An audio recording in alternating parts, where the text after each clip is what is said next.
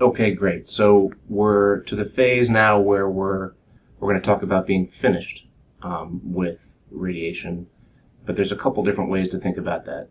Think about being finished. There's being finished for the day, and then there's being finished with the course uh, that you're scheduled to be on for for total.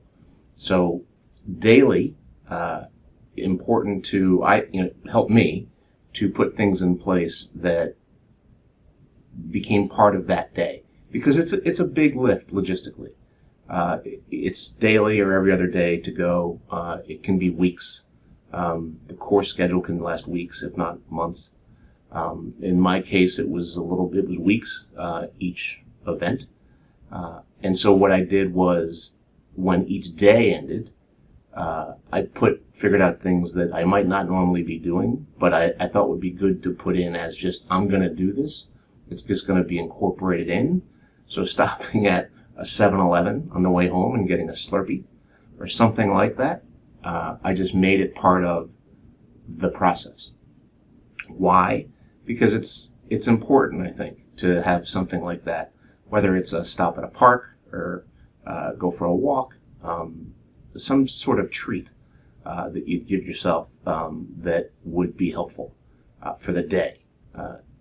As well, I think it's important to have a good routine, good conversation with your teammates that are, we talked about that being in the locker room, and having that routine be pretty solid as well, making sure that the tech aides they know your schedule. Reviewing that with them on your way out is important. And then there's being finished with your course. And that gets into the famous bell, right? We've all seen this bell that folks ring when they're done with their treatment. Typically that's a radiation thing. There's a giant bell outside the room, and you'll hear that going off occasionally. I have never done that bell. I don't want to set myself up for doing it and then having to go back and do it again. Not because of pride or anything like that, just sort of, that's just a check and balance in my head. There might be a moment where I feel confident that I can say no more bell, or I can ring the bell. But until that happens, it doesn't happen. I tend to associate that bell with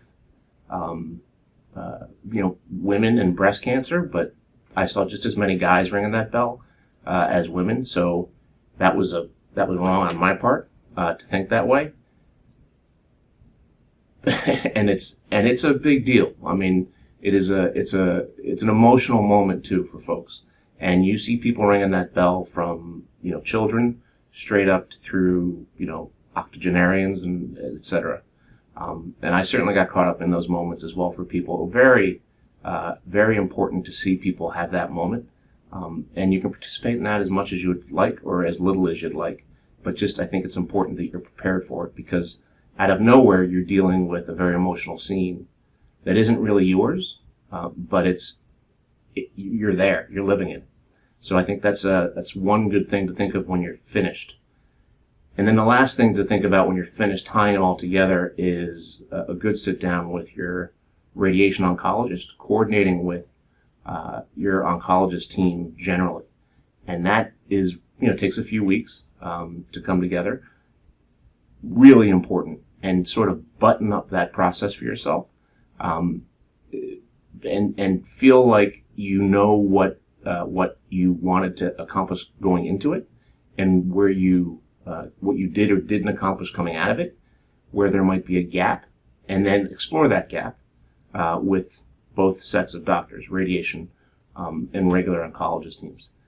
So that is, in a nutshell, we did a 4-part series so far. The 5th part in radiation here is going to be a bit more meta, and we're going to talk about how this fits into your process from chemo, surgery, and radiation, and we'll tie that up next in the next session.